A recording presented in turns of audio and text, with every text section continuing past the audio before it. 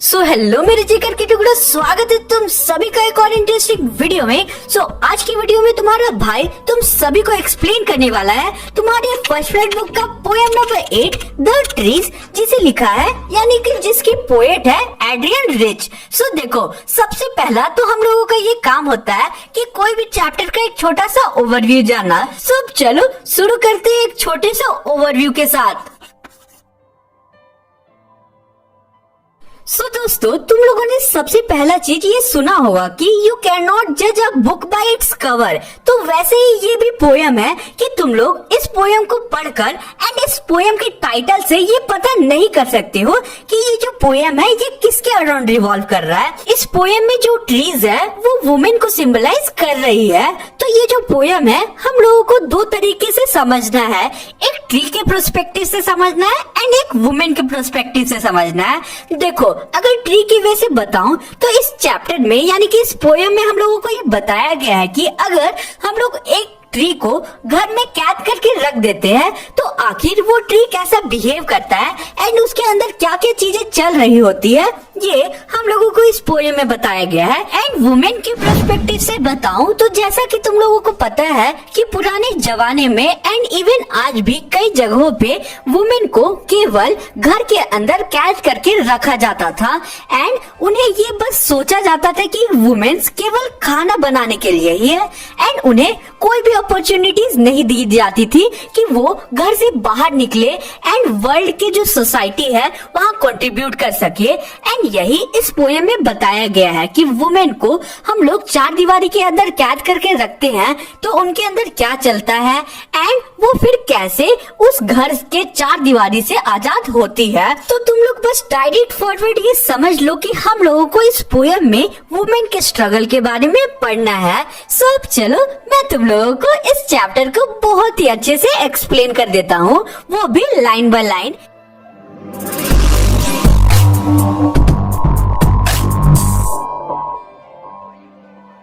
तो हमारा first stanza है the trees inside are moving out into the forest that was empty all this days. मतलब जो trees घर के अंदर है वो बाहर फॉरेस्ट में अब जा रही है, वो फॉरेस्ट जो इतने दिनों से खाली था। वुमेन के पर्सपेक्टिव से बताऊं, वुमेन्स घर के अंदर जो इतने दिनों से कैद थी वो अब बाहर के वर्ल्ड में जा रही है, वो वर्ल्ड जो वुमेन्स के बिना इतने दिनों से खाली था। अब आगे की लाइन से हमारे where no bird could sit, no insect hide, no sun bury its feet in Shadow.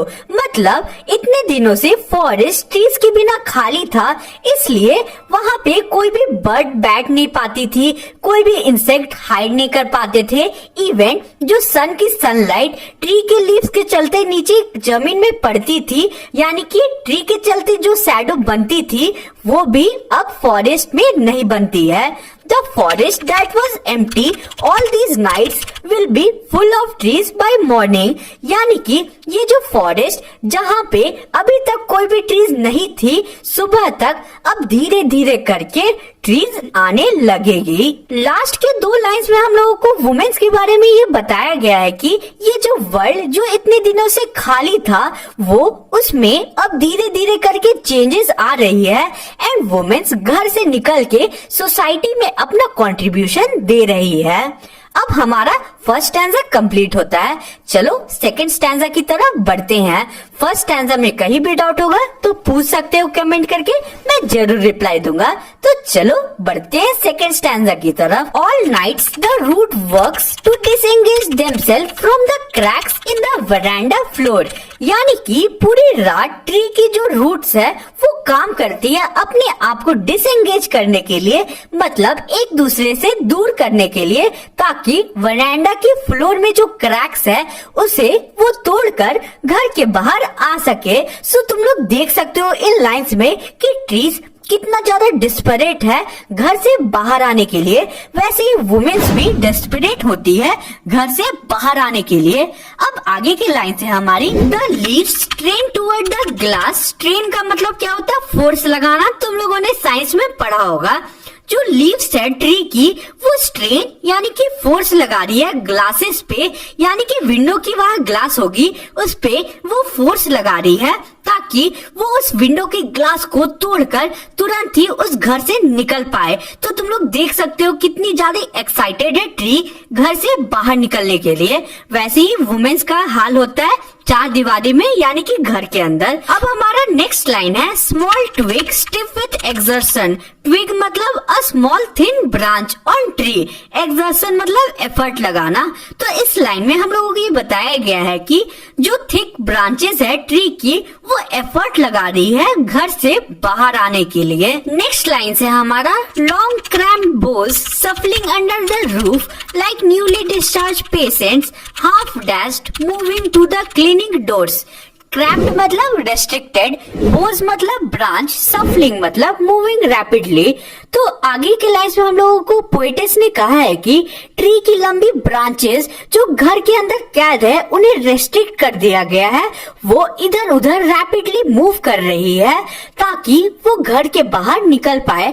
Dash मतलब कंफ्यूज्ड, एंड वो जो ब्रांचेस है वो काफी कंफ्यूज्ड है कि आखिर वो घर से बाहर कैसे निकले।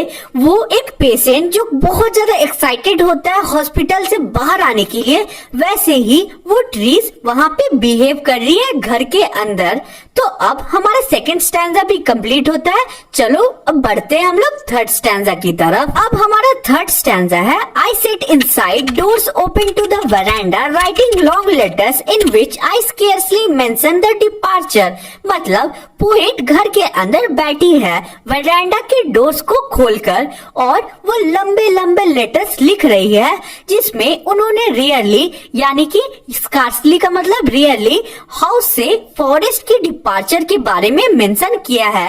यानी कि पोएट वहां पे बैठी हुई है एंड वो एक लेटर लिख रही है एंड उन लेटर्स में उन्होंने कोई भी मेंशन नहीं किया है कि फॉरेस्ट अब जल्दी ही घर से आजाद होने वाली है। अब हमारा आगे के लाइन्स है the night is fresh the whole moon shines in a sky still open. मतलब जो नाइट है वो बहुत ही ज्यादा फ्रेश है, ब्यूटीफुल है, मून चमक रही है और जो स्काई है वो पूरा स्टिल यानी कि पूरा खुला हुआ है, यानी कि स्काई में कोई भी बादल नहीं है। The smell of leaves and lichen still reaches like a voice into the rooms. My head is full of whisper which tomorrow will be silent. मतलब कि लीव्स और लीचन की स्मेल उन्हें अंदर रूम तक आ रही थी और ऐसा लग रहा था जैसे वो स्मेल कुछ उनसे कहना चाह रही हो। पोएटेस को बहुत सारी आवाजें सुनाई दे रही है जो कि कल शांत हो जाएगी। और पोएटेस ऐसा क्यों कहती है? क्योंकि उनके हिसाब से ट्रीज अगले दिन जो है वो आजाद हो जाएंगे घर से और वुमेन्स भी सोसाइटी में वुमेन्स को चांस मिलेगा कुछ करने का। ये पोएटेस हम लोगों को इस पैरा में बताती है। बढ़ते अब हम लोग लास्ट पैरा की तरफ जो कि है fourth para. Listen the glass is breaking. Poetess कहती है listen the glass is breaking. ध्यान से सुनो, ग्लास टूट रहा है, यानी कि जो घर की कांच है विंडो की वो टूट रही है। ट्रीज धीरे धीरे करके आजाद हो रहे हैं घर से, यानी कि वुमेन्स भी घर से आजाद हो रही है। The trees are stumbling forward into the night, यानी कि जो ट्रीज है वो आगे की तरफ बढ़ रही है रात में, यानी कि जो वुमेन्स है वो अब घर के दरवाजों को तोड़कर घर से बाहर निकल के हमारे ये जो वर्ल्ड है इसमें आ रही है। Winds rush to meet them, यानी कि विंड जो है वो रस कर रही है ताकि उन लोगों से यानी कि ट्री से मिल सके एंड उनका वेलकम कर सके। वुमेन के पर्सपेक्टिव से बताओ, यानी कि जो विंड है वो ब्लो हो रही है और विमेन को वेलकम कर रही है। The moon is broken like a mirror, its pieces flash now in the crown of the tallest oak. Crown मतलब जो ताज होता है उसे क्राउन कहते हैं। टॉलेस्ट ओक मतलब ओक एक ट्री होता है जिसकी फोटो मैं डाल दूंगा आपके स्क्रीन पे। तो देखो अब पोएटेस कहती है हम लोगों को आगे की मून की लाइट जब एक टॉल ओक ट्री पे पड़ती है तो वो ट्री एक क्राउन की जैसा चमकता है, यानी कि जब वो फ्लैश मून का जो फ्लैश होता है लाइट होता है वो वुमेन्स के ऊपर पड़ता है तो वुमेन्स चमकती है और ऐसा लगता है कि वो क्राउन की जैसा चमक रही है। ये हम लोगों को पोएटेस कहती है इस पैरा में, यानी कि इस स्टैंजा में। सो होप कि तुम लोगों को ये पैरा भी पूरा क्लियर होगा। कहीं भी डाउट होगा तो जरूर से कमेंट करके पूछना।